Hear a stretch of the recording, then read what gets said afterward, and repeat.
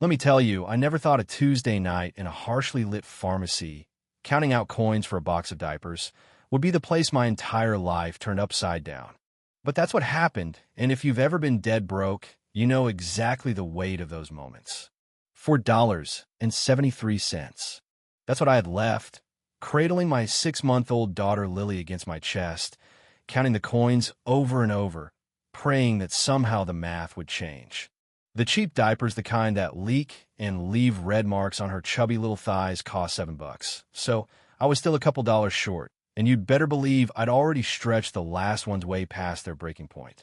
I'd rinsed, I'd reused, I'd begged the universe for a break, but all I had, we'll figure something out, sweetheart, I whispered, brushing her hair back, trying to sound like I believed it. Now, at 23, this wasn't the life I'd planned, not by a mile. I used to picture a cozy little house, maybe a golden retriever, a husband who stuck around. But when Lily's father bailed on me 7 months in, said he wasn't ready to be a dad, I had to grow up overnight. My folks, well, they tried in their way, but they had their own troubles and their own disappointments in me. So the best I got was a little babysitting when my shifts at the diner clashed with my night job cleaning offices. That night, I was mentally making deals with myself, picking up the cheapest diapers, grabbing Lily's formula non-negotiable, since stress and long hours had dried up my milk months ago, and then hesitating over whether I could keep the apple and the little yogurt I'd thrown in for myself. Food for me was optional. Lily's needs were not.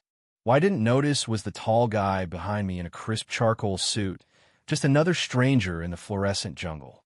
James Harrington, CEO of some giant medical company, but all I saw at that moment was a man with tired eyes and a look like he was seeing something familiar in me. Maybe it was the way I tried to bounce Lily to keep her quiet. Maybe it was the fact that I was putting things back on the shelf like my life depended on it. But whatever it was, he was watching, not judging, just seeing.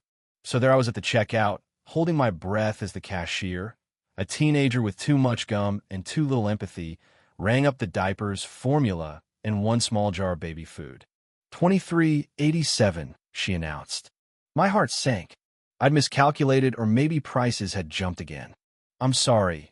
I need to put something back, I muttered, cheeks burning with shame, deciding Lily could do without the diapers one more night. I was about to walk away when Lily started whimpering, sensing my panic. And that's when a man behind me spoke up, deep voice, calm, but kind. Is there a problem? I spun, flustered, seeing for the first time just how out of place he looked, like he belonged in a boardroom, not behind me in a rundown pharmacy. No, I'm fine, I said, out of habit more than truth. Years of swallowing my pride, telling the world I was okay, even when I wasn't. He looked at my basket, at Lily's tired face, then said, "Please allow me," reaching for his wallet. I shot back with a no, thank you, sharper than I intended. Maybe it was pride, maybe survival. He didn't press, just softened, said, "It's not charity. Think of it as a loan. You can pay me back Friday." And somehow, in that moment, I let my guard down. For Lily, I'd do anything. So James paid for the groceries, told the cashier to add wipes and rash cream, and insisted I get something for myself. I was stunned not just by the generosity, but by the way he did it. No pity, just matter of fact, like he'd been there. And as we walked out together, into the cold night, groceries in one hand and Lily tucked in the other, he offered me a ride home. I hesitated, but the truth is, my feet were killing me and the bus would have taken an hour. So I told him I lived in Oakwood Heights, the rough side of town, and he just nodded. I'm headed that way.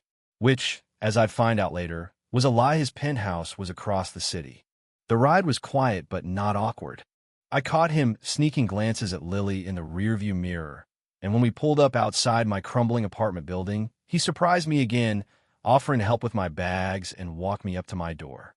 Part of me wanted to refuse, but exhaustion won out. Upstairs, he stepped inside for a moment, just long enough to see my tiny place, the futon bed, the crib with handmade paper stars, everything clean and in order despite the wear and tear. "It's not much," I started to say, but he cut me off. "It's a home. That's what matters." He handed me his business card, and I didn't even look at it until after he'd left, when I saw the name, James Harrington, CEO. My jaw dropped. I'd even applied at his company once, for a receptionist gig. Never heard back. The next day, life went on.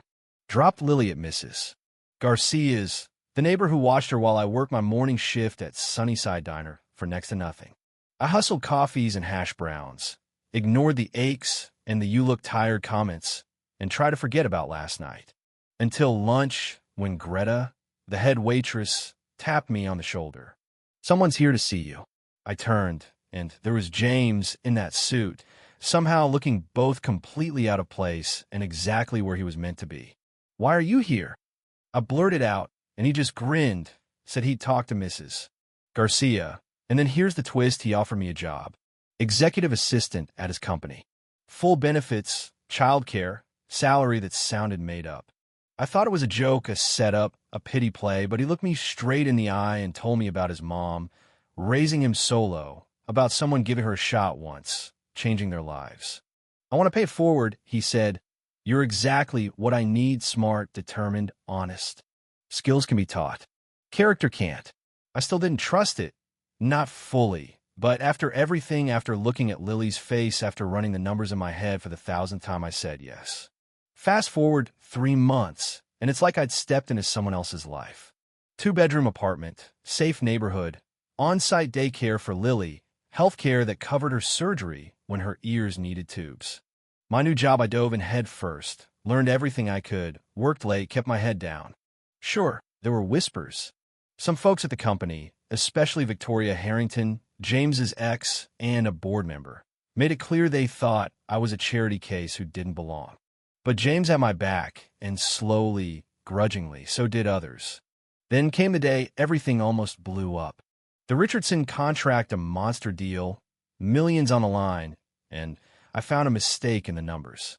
Not just a mistake, a deliberate manipulation. I flagged it, brought it to James, and we worked through the night to get to the bottom of it. Turns out, Victoria had been behind it, trying to push the deal through at any cost, fudging the numbers to make it work.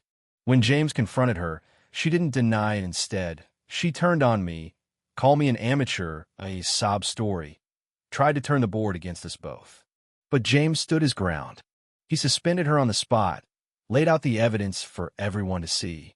I'd saved the company from a disaster, and for once people saw me not as a charity case, but as someone who belonged. Of course, Victoria wasn't done. She tried to smear us in the press, stirred up drama on the board, but through it all, I kept my head down, did my job, proved my worth. And then, just as things were settling, Lily got sick, real sick, high fever. Doctor said she needed to be hospitalized. The big Richardson presentation was that same morning, and I had to leave James hanging. Without a word of complaint, he told me, "Go. Family comes first." And while I sat in that hospital room with Lily, scared and exhausted, he sent a text. Richardson signed. "How's Lily?" That night, James showed up at the hospital with coffee for me and a teddy bear for Lily. He sat with us, tie loosened, just a regular guy, not a CEO. And in that quiet moment, I realized we'd both changed. He found a family he didn't know he needed. I found a second chance, not just at security, but at real happiness. So now, whenever someone asks how I turn my life around, I tell them sometimes, all it takes is one person who sees you, really sees you, when you're invisible to everyone else. One act of kindness, not pity, can open a door to everything you thought you'd lost. And I'll leave you with this: what would you do if you were in James's shoes? Would you take that risk? Reach out to a stranger, change someone's life, and maybe your own? Let me know down below, because honestly, I think the world could use a few more risks like that.